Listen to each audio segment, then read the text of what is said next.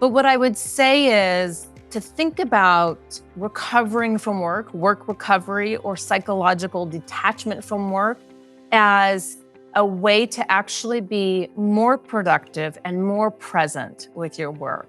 Yeah. It's about allowing yourself to mentally switch off in your personal Yeah. time. It's not about asking to detach or stop caring about your work. Well, hello and welcome everybody to this episode of the Keynote Curators podcast. Our special guest today is Nicole Brusewitz. Did I say it right? Yes, Brusewitz. Okay. You Because I've got known it, you. Seth. Yeah, I mean, I've known you over a decade, dare I say maybe even 15 years. I And think so. I've asked you many, many times how to say it, but I don't know why I doubt myself. I'm thrilled, enthralled, excited, happy, ecstatic to have you. Truly, it's a different role that we're relating to each other right now. You are now embarked into training, leadership, speaking, keynotes, which we're going to get into a great deal. I just want to share, Nicole, that our listeners are primarily meeting professionals, whether it's an actual event, conference planner, a meeting marketer, an event marketer, or anybody who really lives inside of that ecosystem. It could even be AV production people as well. But that doesn't exclude others, other speakers chiming in, other speakers listening in, and really anybody in business or in personal life that are looking to expand their capacities. Given that the majority of them are in this space, and some might not be, I just want to share a little bit about you, Nicole. You're an executive and leadership consultant with more than 15 years experience in all sorts of financial services industry. And, the thousands of people that you've been able to help, which includes board members and the financial service professionals themselves, whether it's in conferences, workshops, all sorts of development programs, you have worn many, many hats over the course of your career. And that has really gifted you, trained you, provided you with a level of experience, knowledge, know-how, where you have the skills to create these incredible, engaging educational experiences that provide a lasting, impactful, both personal and professional development for those that participate. Could you take us through your career path a little bit? Tell us how you arrived where you are today. Sure, I'd be happy to, Seth. But before we go there, just a quick couple of shout outs. One to you. It has been 15 or so years that we've had the pleasure of working together, and it's so fun to be together today in this format. So thank you for the invitation. And then thank you also, a little shout out to the audience for you spending time with us today. I feel like people in the events industry, I count myself as someone who's been a part of that for many years, unsung heroes in terms of the way that you transform and shape the world. So a shout out to both you and the listeners this morning. Well, thank you. And I'll just underscore that, having worked hand in hand with you, bringing content to events and impacting people's lives, the meeting professional that is the vehicle or the pathway for this is an unsung hero. I say that they're the chief cook and the bottle washer and everything in between. And without that vehicle and without that pathway to provide this transformative education, the workshops, and the programs that you offer, we really wouldn't have a way to deliver them. So, I can't, underscore what you said enough. So share with us a little bit about your career path and how you got here today. Sure. Happy to. Thanks, Seth. So I'm going to rewind a little bit and go back to the early parts of my career when I was just starting out. And I was working at a university as the administrative director. And so part of my job each year was I had the responsibility of overseeing the weekend retreat that we put together for all incoming graduate students. And I'll just say this wasn't any graduate school. So the degrees were in holistic health and transpersonal psychology. And the retreat took place at a retreat center in the Santa Cruz Mountains of California. And the purpose was to create an opportunity at the very beginning of their journey, their learning journey, to connect deeply, to learn about themselves and others, and really to create community heading into the beginning of this program. And so every year I would find myself getting so excited by this one piece of my job that really the rest of my job was so vastly different from that, that I actually decided that is what I want to do Mm. for my career. And so I left academia and decided to go out and learn everything that I could about event planning because I was so taken with what happens when you can create meaningful experiences for growth and transformation. And so, as part of that work for the last 15 years, as you said, in financial services, I've had the ability to not only work on the backside in terms of putting on events, but also then to be able to research and design and deliver leadership programs to really advance the skill sets of both emerging and advanced executive leaders. So that's a little bit about how I got Yeah. to where I am now. That's great. What a journey. I know meeting professionals, and you are unique in the sense that you've been on behind the curtain and in front of the curtain, or in front of the house and behind the house.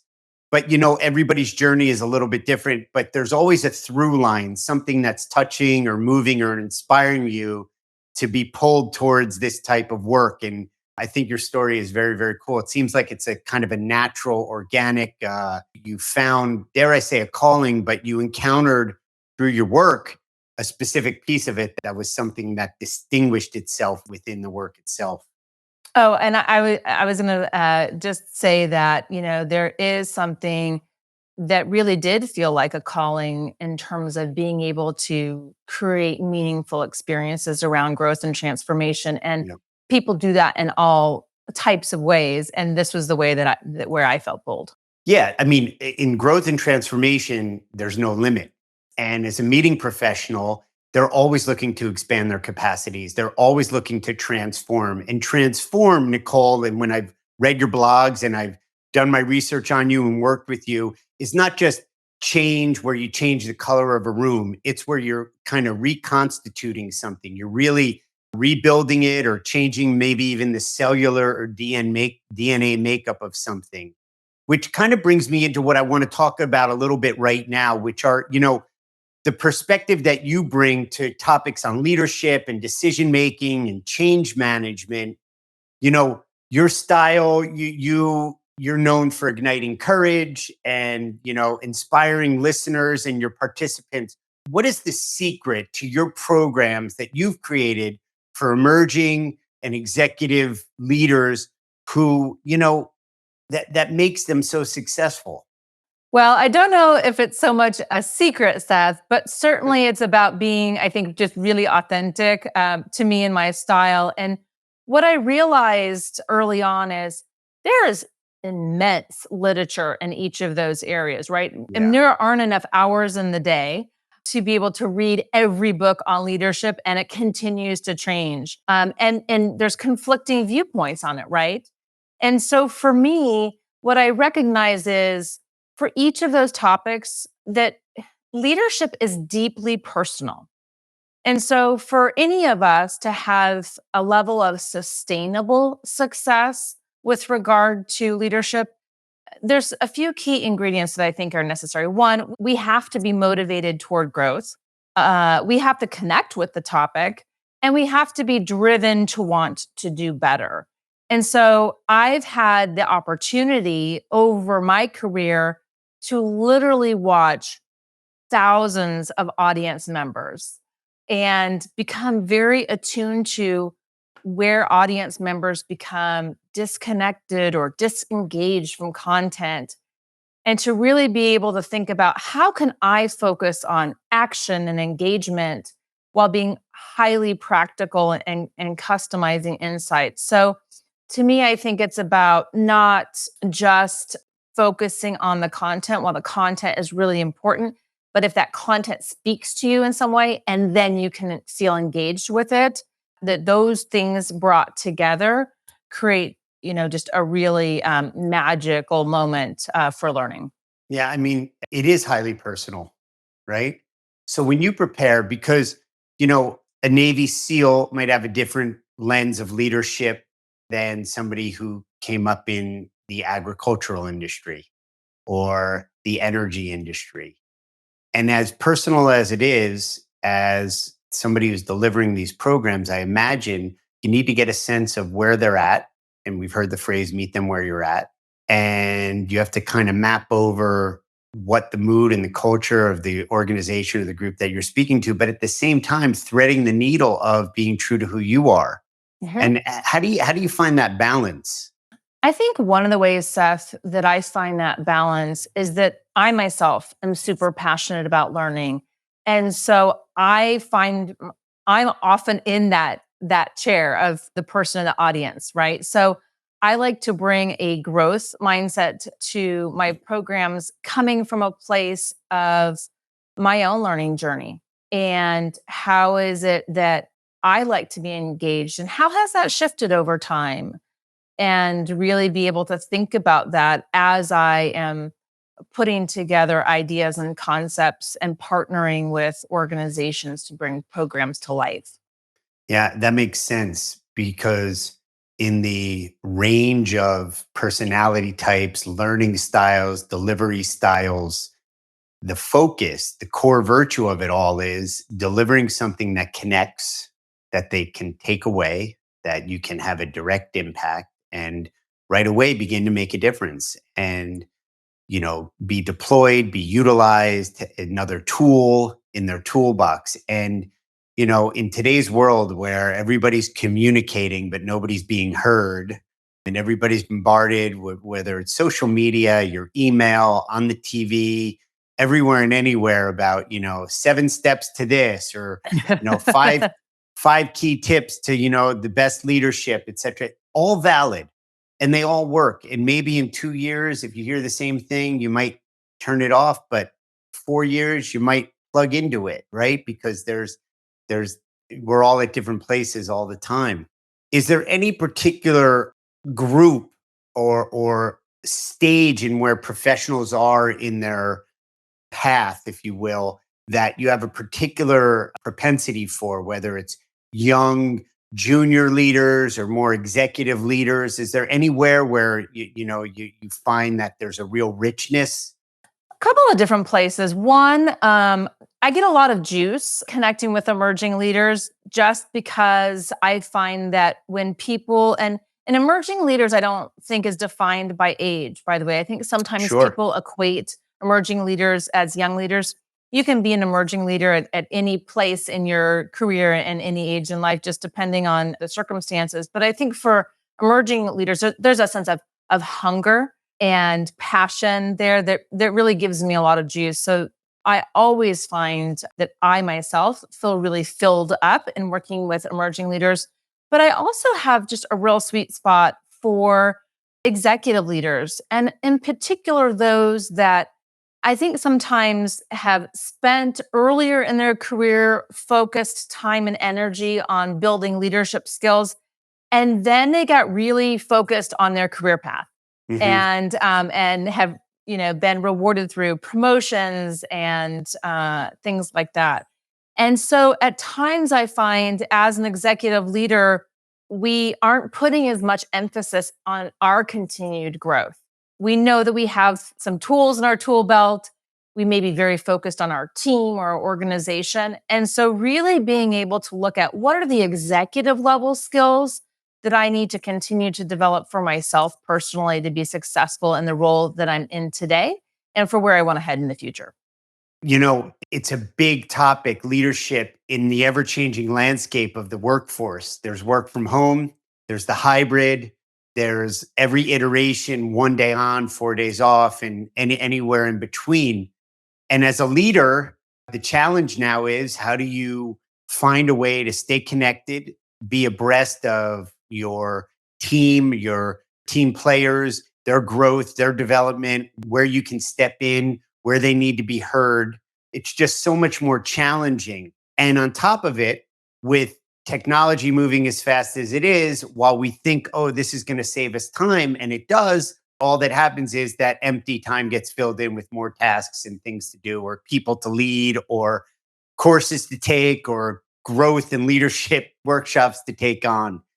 And in the event industry, where you come from or part of your career path, and meeting professionals, there's a lot of burnout.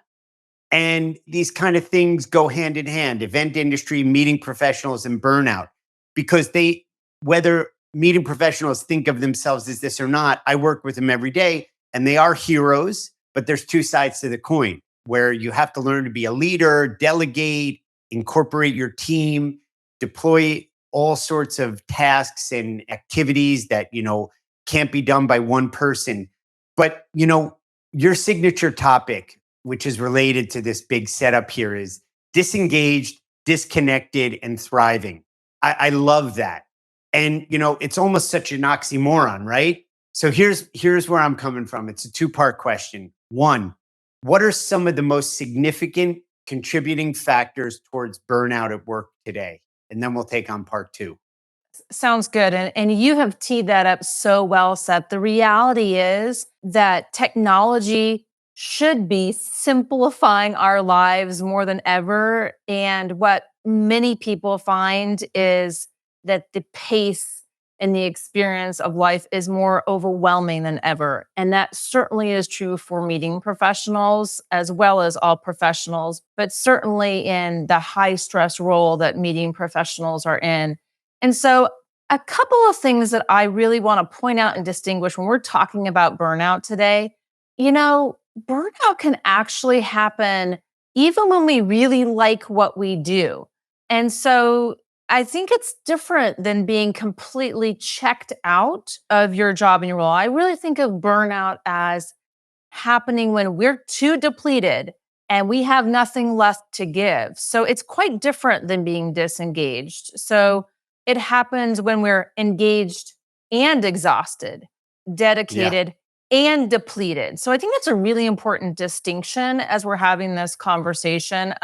I heard this quote that I love. It says, "You can't just be all gas pedal all the time without rewarding Yeah. yourself. When we over pursue, we burn out." Yeah, and if I may, one of the great things, and I'm sure you saw this as when you were meeting professional and booking speakers and creating fabulous agendas, is you kind of touch into all these different areas and learn about books and speakers and keynotes and different topics, whether they're the trend of the moment or not, and you kind of get to accumulate and absorb all these great ideas.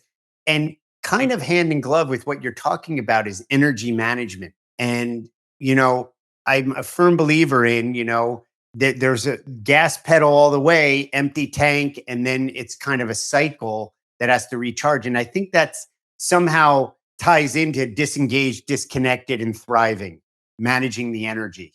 I would absolutely agree with that, Seth. And I'd say that there is kind of that vicious cycle where there are the things that contribute to burnout. And maybe we can spend a moment talking about some of those things. And then Sure. there's the impact of the burnout on productivity and your well being that then feeds right back into having less ability to handle those things that are causing burnout in the first place. So you're right. There really is this cycle that plays on itself. And so some of the things, and, just I think as you're listening to this as an audience member, thinking about which of these maybe are true for you and are resonating. One is obviously we know that workload, the length of hours that we're working and the demands are higher than ever. And so that's a real consideration. Decision fatigue. Think about the number of decisions that you're making on a daily basis. So I once heard that our brains make up just 2% of our body weight, but expend 20% of our energy reserve from a day. So that's more Nicole, than at the end any of the other day, organ in our body. yeah, at the end of the day, I can't even make a decision about what to do for dinner. Right, right. Exactly. And so what do? You probably defer to someone else, right? Yeah. Or Yeah. just go with something easy where if I took a pause, kind of collected myself and I could make a good choice, make a good decision, but yeah, I'm decided out by that time. For sure. And so do you think about, the decision fatigue, and I know we'll probably get to this, but there's some real great opportunities there in terms of how we can decrease. Another one that comes up a lot is ruminating. And so Mm, ruminating is really worrying and thinking about things in an unproductive way. So if you got a call right now as we're speaking, and someone that's really that close to you, you found out that they had been in a terrible car accident, you would have great reason to worry, right? Um, sure. but if you got a call that, a speaker's, right before you were going to go to sleep at night, that they didn't know if they could show up for the conference next week.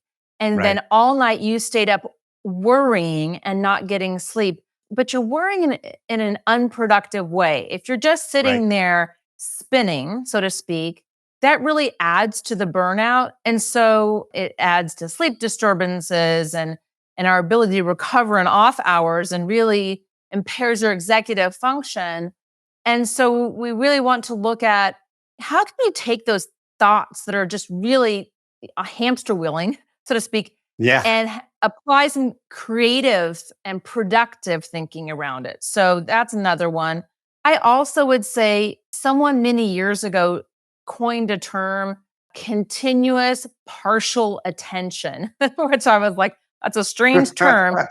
But if you think about it, Well, knock that one how up right with put that one together with hamster wheeling, right? hamster wheeling while being, continuously only partially Yeah. attentive, right? Right. Exactly. What that means is that we're in this constant state of interruption, and therefore we're not really well focused on anything. So if you think about in a given hour at work on a given day, what are the chances, what's the percentage of time that you actually are distraction free for that hour? Yeah. And so that constant switching of our brain, task switching back and forth, really can lead towards stress and burnout. So that's another one. And then I'd say what really feeds into that, and is another one from a burnout perspective, is just technology. And so Yeah. what interrupts our attention? Technology. Right. We have the ability to be digitally present 24/7. And so the technology that really gives us so many opportunities to be more productive in our work also has the ability in our off hours to really make it difficult to mentally switch off from work. Right. And that's the second part of the question, which is kind of like an oxymoron or a dichotomy. It's like how, as a meeting professional and all professionals, but specifically, pulled in so many different, in four dimensions, if you will, stressful careers. How can you thrive and be less engaged? Mhm. Mhm. And I think And that it ties into what you just said. It's about managing your energy. It takes a certain self awareness, which is where the work that you do with transformation is, because you have to be aware enough to know that you're headed, that the gas is on full and take it off. That's the first step, right? And there's other mechanisms in play. But what do you say to that?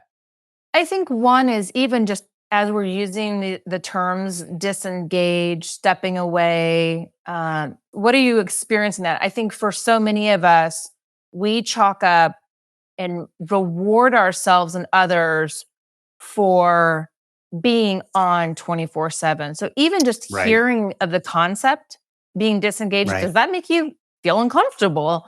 It right. might, right? Right, because you So hear of the side hustle, or I'm gonna squeeze this in, or, multitasking, which seems so, I don't know, Gen Xy or whatever. But, it's right. It's like it's validated. And, there's all these external factors that are saying yes to that.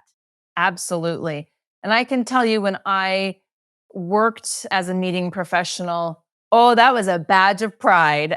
We Right, would say to right. one another, I pulled an all nighter. I only got 2 hours of sleep last night. I've been working 20 days straight. And so there was a lot of one-upmanship or just badge of honor from Yeah, or you just know, being admired. yes.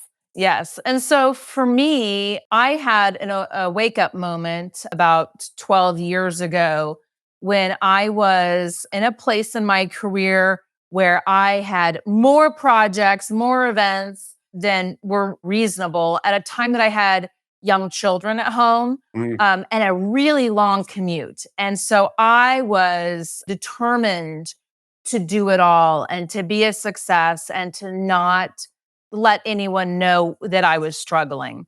And so my wake up call happened one day when I found myself juggling all of those different things and commuting to work one day. I was to the point, Seth, where I would literally, every time I got to a stoplight, I needed to use that moment to be productive, that 90 seconds or 2 minutes. And so I would check an email or make a call, just do something because I felt like that I was losing time during my commute. And so one morning I found myself in a situation where all of a sudden I'm sitting at a stoplight and I hear these screeching sounds behind me. And before I can even look in my rearview mirror, I feel the impact of a car that has come barreling up at 50 miles an hour and literally just takes out 5 or 6 of us cars. And, things go flying everywhere.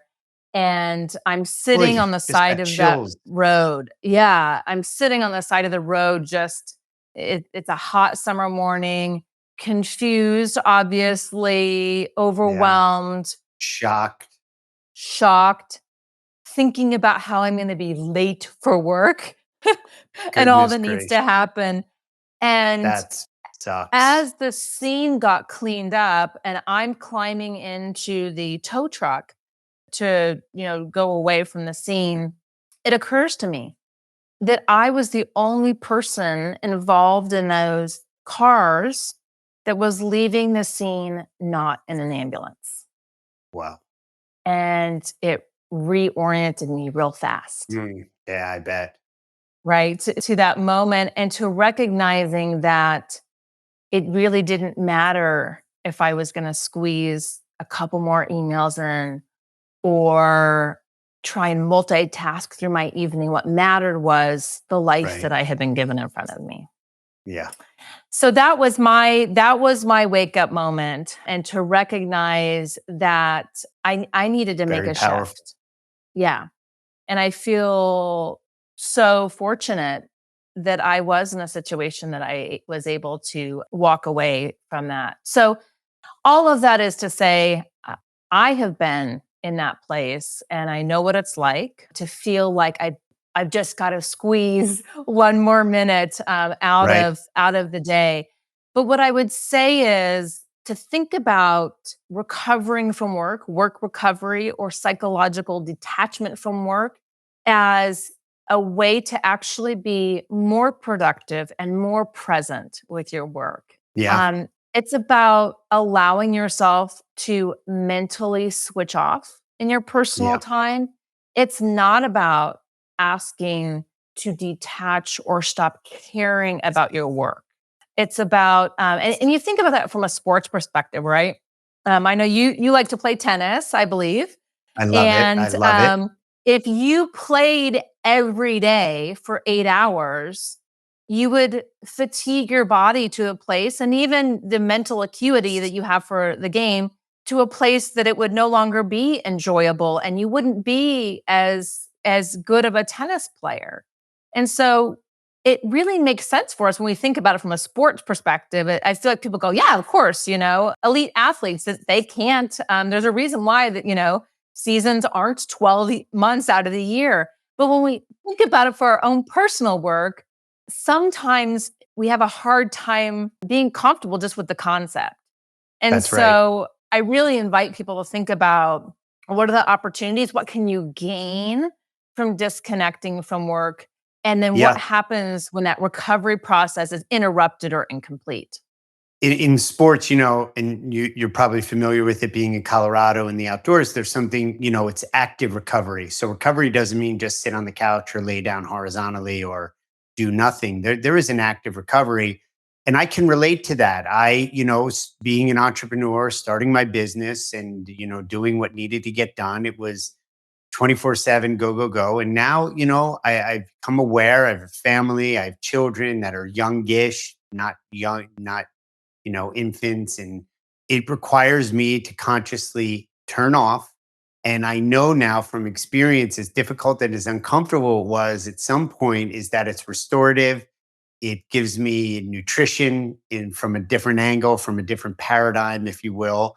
And then I'm more productive and I'm more efficient. So more is not always better. I'm more optimal. Um, this morning I did my morning walk, and a shift for me has been I used to take my phone and my earbuds and do podcasts because I'm going to learn and I'm going to use the time. I live in the most fantastic. I live in a National Geographic like film set. I mean, I'm on a marsh, I'm near rivers, there's birds, there's all sorts of wildlife. It's fantastic. I don't take the phone, I don't take the earbuds anymore. And I'm on my walk and I'm tuning Mhm. in. And sometimes I'm in and out, right? But it's restorative. And it's taken a lot, Nicole, for me to let that go. And I can't say that I can definitively say what the quantitative upside is, but I come back and I feel restored. I'm more lucid. I'm more focused, and I'm not constantly burning my brain. Oh, it's tiring. It is, and that's such a Yeah, great example of yeah, being present for what's right around you. And to again, I think we in our culture, for many of us, it's uncomfortable not being productive. And so the fact that you've given yourself that space to say, I'm going to go take a walk and I'm not going to fill it with other things as well. And it's incredibly beneficial. There was a book that was written quite a number of years ago, 20 years ago, I would say, called The Making of a Corporate Athlete, where the author puts forth that executives are basically corporate athletes. And if they're going to perform at high levels for the long term, that they need to train in a very systematic way, similar to what athletes do. And so I think you're right on with what you've been finding. So well, let's thank spend a you. moment kind of, oh, go ahead. No, no, please. It's taken me a long time to get there, but Oh, I'm I I'm can I'm a relate. learner. I'm a learner, right? Lifelong learner. Yeah. So a couple things, when we think about what is just boiling down, what is psychological detachment from work? It includes both resisting doing job related activities. So not picking up and looking at your phone and shooting off that email in the middle of what you have named to be leisure time. And it also includes not thinking about job related issues during leisure time. And then the third thing I would couple with that is, and then doing something that renews or refreshes you in some kind of way. So that's really what we're talking about being able to achieve. And again, and I think you brought this up so beautifully, Seth, this is not a one and done. You don't accomplish this over a weekend.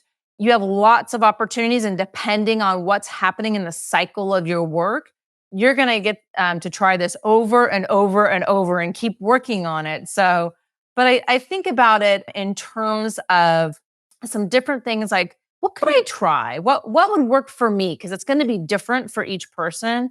So some ways that we can detach. One is just first off, identifying what for you allows you to detach. It's going to be different for each of us. For some people, exercise is a form of detachment. For others, it's another thing on the to-do list. So it doesn't Right. mean Right. it's not worthy of doing, but Yeah. it might not be the thing that's restoring you.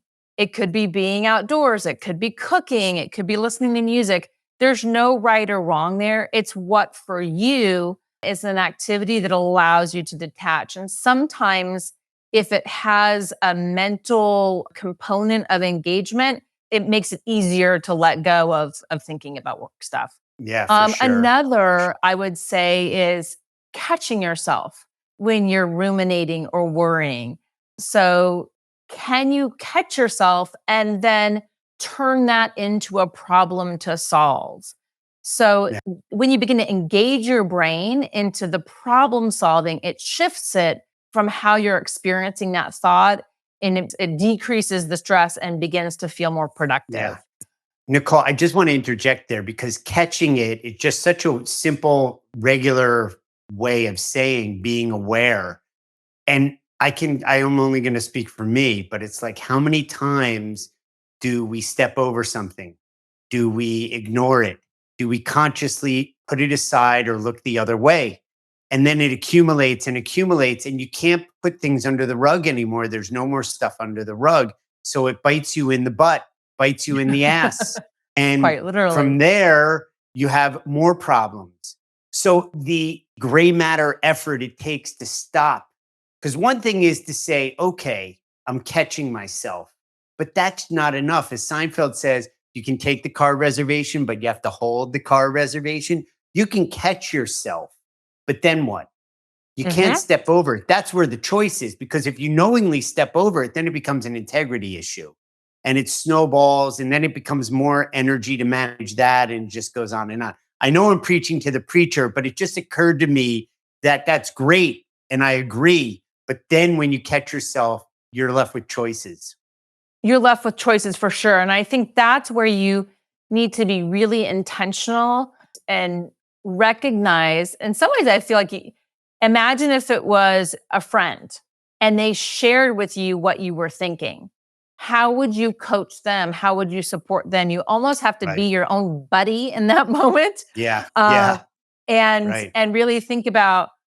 I hear that this is really stressing you out. You're really worried about this. What's something that you could do to help take action? Let's name the problem. Let's literally break it down, and then to be able to think about, those productive forms of moving forward. The thing that I have found for myself personally is I have to set real clear rules of the road for me around technology. And I have to be strict about it because I know for myself, if I pick up my cell phone and just without even thinking about it, right? Just Yeah. tap, oh, I see there's X number of emails here. If I just hit tap, I'm just going to see what's there. Yeah. If I do that, I'm hooked. Right. And if I'm hooked, I might start worrying about it because if I'm saying, "Oh, it's Saturday and I really don't want to reply to emails till Monday." But I've now opened the door and looked inside to see what's there. And so for me, I think that's a part of it is knowing what are the potential triggers that might Right. get myself in a Yeah. place that I don't want to be. So for me, I Yeah. got to be super strict with technology and say to myself, Nicole, do you really want to be looking at your emails right now? Because what I don't get to decide what's there. What's there is already sitting Right. there and it might trigger me. So that's And that's it's one a of the one way, things you get on that train, it's a one-way street, it could be a bullet for train. sure. I think a lot of our audience, our listeners can relate to that. Nicole, this has been a great conversation. By no means am I closing off, but we're going to shift a little bit. I have one last question. I recently saw a blog that you wrote, and I think the title is Giving Up Goals for Habits. What's the thought behind giving up goals? And Yeah. I think you said they seem pretty useful. So, talk about that in terms of burnout, the event industry, and how we can position our listeners for that, because everybody wants aspirations, has aspirations, whether it's your family, your professional life, other realms of your life. But I love that it's kind of like goals for habits. Speak a little bit about that blog and your thinking behind that. Great question. So I began to notice over the last few years, and I have to admit, I'm a huge fan of James Clear and his book Atomic Hmm. Habits. If you haven't read it, I highly recommend it. I found it to be an incredibly valuable book. What I noticed is that in many situations, specifically related to burnout, when I wanted to create a shift, if I created a goal, then to make a change in my life, then as soon as that goal was achieved it didn't have the same stickiness to it. If you think about something that has this kind of specific endpoint, so to speak, when you're talking about overcoming burnout and really leading a lifestyle that allows you to not only love your work, but not feel depleted, but feel restored, loved, and restored, then those are the types of qualities where looking at redefining my habits become much more useful, because that's not about something that's going to end on June 30th when I hit some place in time. So, yes, goals are very effective when you want a specific measurable outcome. So, I want to get X net income from this event. But if the goal is, or if the experience that I'm wanting to achieve is, I want to feel less stressed and less burnout at the end of meetings, then I really find that actually looking at building habits Yeah. around that support that practice so much more. So thinking about, what would it look like? What would the behaviors be of someone who wasn't stressed out at the end Yeah. of a meeting? And then each day, as I'm making choices around how I'm spending my time, I can ask myself, does picking up my phone right now and sending more emails at 11 o'clock at night, does that Right. contribute to the type of Right. person that would feel, more balanced Right. Yeah. Would in their that life? serve that intention, which it, in your example, clearly wouldn't? Yep. That's a great way. It's a great book. It's a great blog post. It's great. It's just great. It's it's insightful. And again, this all comes around awareness, shifting a little bit of some semantics, but some mindset and how we relate to ideas. Because at the core, whether it's a goal or a habit, to reach a goal, you might need to adjust habits. To change your habits impacts goals, but it's all about that awareness and that growth mindset, which you're clearly deeply steeped into, and that's why you've had such great success with the people that you've worked with. Nicole, I want to, we typically here at the Keynote Curators podcast, we finish off with a little bit more of a lighthearted piece, which we call 20 questions. So are you ready for it?